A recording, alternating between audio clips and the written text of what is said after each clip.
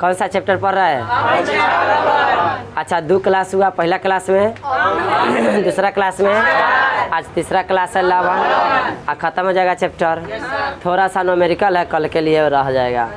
Numerical है कुछ बनाने वाला। हाँ, कल हम लोग पढ़े थे अम्ल और क्षार को पढ़ने के बाद देखे थे पीएच स्केल। क्या होता है पीएच स्केल? पीएच स्केल में किसी पदार्थ की अम्लीयता या क्षारीयता का माप होता है पीएच स्केल द्वारा। अब पीएच स्केल में हम लोग पहले जानेंगे कि पीएच क्या होता है। कल की क्लास में देख लिए थे पीएच के बारे में, फिर से थोड़ा सा पुनः उसे एक बार और देख लेते हैं। पीएच स्केल में जो पीएच होता है वो क्या होता है? Potential of hydrogen. पीएच का फुल फॉर्म क्या हो गया? Potential of hydrogen. अब पीएच क्या है? तब पीएच एक संख्यात्मक मापक है, कहे या माप है, संख्यात्मक माप है जो किसी बिलियन के 1 लीटर में, कोई भी बिलियन होगा 1 लीटर, उस बिलियन में 2-3 प्रकार की कोई दूसरे प्रकार के पदार्थ मिलाया जाएगा। तो जो मिलाया जाएगा 1 लीटर बिलियन है, जैसे उसमें नमक डाल दे या चीनी डाल देता है, ऐसा तो नहीं होगा कि 1 लीटर नमक को डाल देंगे 1 लीटर चीनी भी डाल देंगे और बिलियन बन जाएगा घोल, नहीं ना होगा। पानी होगा, उसमें थोड़ा सा कुछ नमक डाल दे या नींबू डाल दे या कहे तो चीनी डाल दे, 1 बिलियन तैयार हो जाएगा, 1 लीटर बिलियन तैयार होगा। 1 लीटर बिलियन में जो नमक डाले होंगे, थोड़ा सा कुछ मात्रा नमक डाले, तो नमक की थोड़ा सा मात्रा को ग्राम में हम लोग मापेंगे।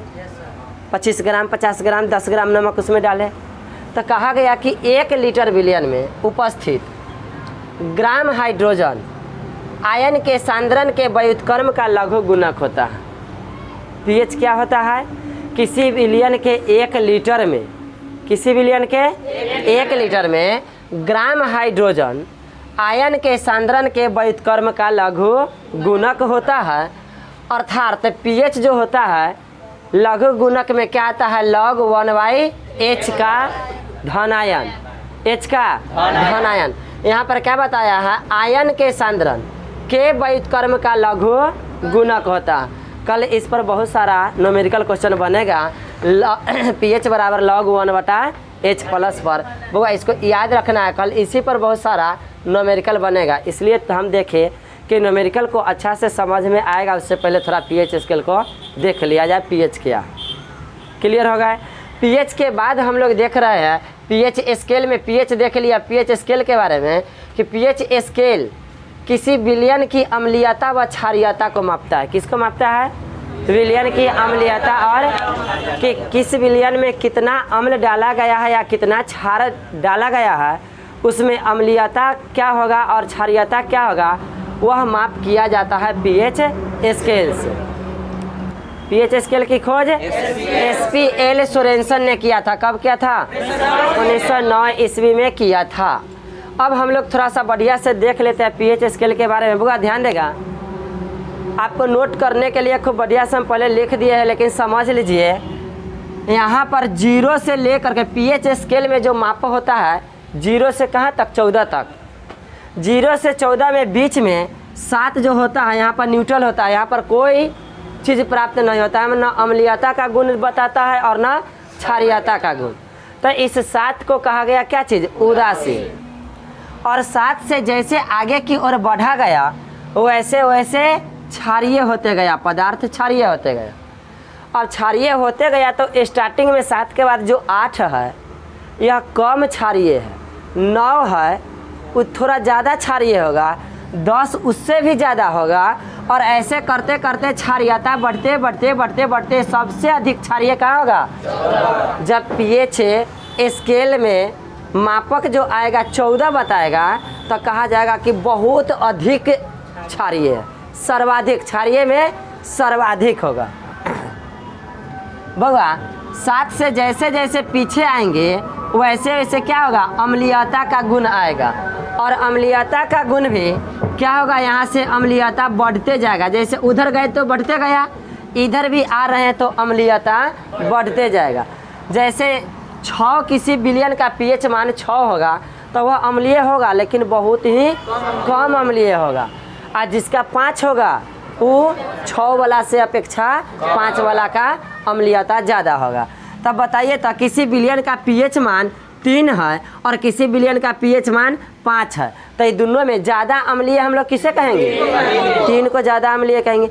अच्छा, किसी विलयन का पीएच मान 0 हो जाए, ये तीनों में से सबसे ज़्यादा अम्लीय किसमें आएगा? 0 में। सर्वाधिक अम्लीयता कौन होगा? 0। बउआ जैसे जैसे बढ़ा इधर की तरफ वैसे वैसे अम्लीयता बढ़ते गया। अच्छा, 7 से कम को अम्लीय कहा गया, ऊपर हम लिख दिए 7 से कम अम्लीय, 7 से अधिक और जो 7 होगा उदासीन। अब यहाँ पर छोटा सा एक चीज़ और बताए हैं कि 0 से लेकर के 3.5, ध्यान देंगे 0 से चलेगा, 0 से लेकर के 3.5 तक पीएच मान यदि बताएगा बुआ, तो इसको हम कहेंगे अम्लीय में सबसे अधिक शक्तिशाली अम्लीय। शक्तिशाली बोले तो प्रबल अम्लीय होगा। कहाँ से कहाँ तक? 0 से 3.5 तक की जो भी अम्ल का पीएच मान 0 से 3.5 के बीच प्रदर्शित करेगा, वह उसे हम लोग कहेंगे क्या? प्रबल अम्ल। अब 3.5 से आगे बढ़ेंगे कहाँ तक? 7 तक, तो या इसके बीच का जो भी पीएच मान होगा वह विलयन हाँ अम्लीय होगा लेकिन दुर्बल होगा, दुर्बल अम्ल कहलाएगा। कैसा अम्ल कहलाएगा? तो अम्ल 2 प्रकार के, एक प्रबल और एक दुर्बल। तो प्रबल का पीएच मान कहाँ से कहाँ तक होगा? 0 से 3.5 और दुर्बल अम्ल का पीएच मान होगा हाँ 3.5 से लेकर के 7 के बीच में होगा। अब इसी तरह से क्षारीय में बताए कि दुर्बल क्षारीय जिसकी क्षारीयता कम होगी, तो दुर्बल क्षारीय कहाँ से? बउआ 7 से लेकर के 10.5, 7 से लेकर के 10.5 तक जो होगा, यहाँ तक की जो पीएच मान होगा किसी भी विलयन का, तो वह कहलाएगा क्या? दुर्बल क्षार, मतलब कमजोर क्षार। और सबसे अधिक कौन हो जाएगा? 14 वाला। तो इससे 10.5 से जब ऊपर क्षारीयता आएगा तो कहलाएगा क्या चीज़? प्रबल क्षार। कंप्लीट हो गया। यहाँ स्केल में हम लोग देख लेना सब कुछ, प्रबल अम्ल, दुर्बल अम्ल, प्रबल क्षार और दुर्बल क्षार। अब जो सबसे ज़्यादा शक्तिशाली जो अम्ल है, जो प्रबल अम्ल में सबसे ज़्यादा जिसका पीएच मान 0 होगा, वह कौन होता है? HCl। याद कर लेंगे कौन होता है? HCl। और उसी प्रकार से सबसे अधिक सबसे ज़्यादा शक्तिशाली जो क्षार होगा वो क्या होगा? NaOH। NaOH क्या होता है? Sodium hydroxide. HCl क्या है? हाइड्रोक्लोरिक अम्ल। HCl क्या है? हाइड्रोक्लोरिक अम्ल। NaOH क्या है? Sodium hydroxide. तो सबसे अधिक शक्तिशाली क्षार क्या होता है? Sodium hydroxide. सबसे अधिक अम्ल कौन होता है? हाँ हाइड्रोक्लोरिक अम्ल HCl। क्लियर हो गया यहाँ से। अब हम लोग पीएच मान देख लिए, पीएच स्केल देख लिए, कल कुछ ऐसे पदार्थ जिसका पीएच मान भी बताए थे। अब आज की क्लास मुख्य रूप से हम लोग को पढ़ना था लवण के बारे में। लवण क्या होती है? लवण क्या है बउआ? जिसे हम लोग नमक के रूप में देखते हैं वही लवण है ना। लेकिन वह कैसे प्राप्त होता है? कैसे बना? तो अम्ल और क्षार को मिलाने से।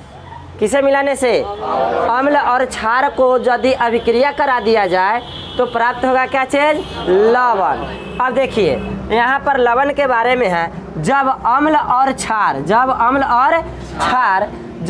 और क्षार अभिक्रिया करता है तो लवण प्राप्त होता है। क्या प्राप्त होता है? लवण। लवण कैसे प्राप्त होगा?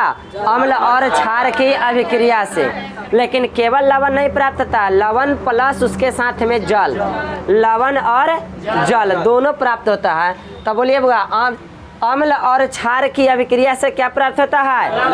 लवण और जल। अच्छा, जिस अभिक्रिया द्वारा लवण और जल प्राप्त होता है वह अभिक्रिया उदासीनीकरण अभिक्रिया कहलाता है। ध्यान देंगे, उदासीनीकरण अभिक्रिया पूछता है। उदासीनीकरण अभिक्रिया किसे कहेंगे? तो जिस अभिक्रिया द्वारा अम्ल और क्षार आपस में मिलकर या अभिक्रिया करके लवण तथा जल प्राप्त करता है वह अभिक्रिया उदासीनीकरण अभिक्रिया कहलाता है। लवण पढ़े तो लवण से एक अभिक्रिया भी जान गए। या क्वेश्चन ऐसे बनेगा, लवण किस अभिक्रिया द्वारा प्राप्त होता है? उदासीनी अभिक्रिया द्वारा। उदासीनी अभिक्रिया में क्या होती है? तो अम्ल और क्षार दोनों अभिक्रिया करके लवण तथा जल प्राप्त करता है। क्लियर? अब देखिए यहाँ पर लिखा गया है कि जब अम्ल और क्षार अभिक्रिया करता है तो लवण तथा जल प्राप्त होता है और यह अभिक्रिया उदासीनीकरण कहलाता है। अभी आपको एग्जाम्पल यहीं से दे दे कि सबसे अधिक शक्तिशाली अम्ल ले लिए, जो जिसे हम लोग प्रबल अम्ल कहे थे, और सबसे अधिक शक्तिशाली क्षारीय ले लिए, प्रबल क्षार NaOH और HCl दोनों को अभिक्रिया करा दिया गया। अम्ल ये क्या है? क्षार। कौन सा अम्ल है? प्रबल अम्ल। कौन सा क्षार है? प्रबल क्षार। और दोनों को अभिक्रिया कराए तब बना NaCl, सोडियम क्लोराइड, और साथ ही नमक प्राप्त हुआ और साथ में क्या प्राप्त हुआ? जल H2O। अभिक्रिया भी देख लिए। अब ध्यान देंगे लवण के हम लोग देखेंगे क्या चीज? गुण, कि लवण में क्या क्या गुण होता है। बउआ पहला गुण, लवण प्रायः ठोस अवस्था में होती है। किस अवस्था में? ठोस अवस्था में होती है। अच्छा, इसका द्रवनांक और क्वथनांक उच्च होता है। पीछे क्लास में एक बार बताए थे, चीनी और नमक को बोले थे तवा पर रखने के लिए कौन पहले पिघलेगा? चीनी। क्यों? उसका द्रवनांक और क्वथनांक निम्न होता है। किसकी अपेक्षा? नमक की अपेक्षा। तो गलनांक और इसका क्वथनांक दोनों उच्च होता है। तो लवण का एक गुण देख लिए। उसके बाद दूसरा गुण में बताया गया कि लवण जल में घुलनशील होता है। सही बात है क्या? जल में उसे रख दिया जाता है तो घुल जाता है ना। नमक को जल में डालते हैं तो घुलता है। हाँ, तो क्या है? लवण जल में घुलनशील होता है। आगे बताया गया कि इसका जलीय विलयन विद्युत का सुचालक होता है। लवण का जलीय विलयन विद्युत का सुचालक होता है। बउआ यहाँ पर देखने से पता चलता है कि 2 ही या 3 पॉइंट है, 4-5 पॉइंट बना सकता है इसमें से गुण यदि लिखना होगा तो। पहला गुण, लवण ठोस अवस्था में होता है।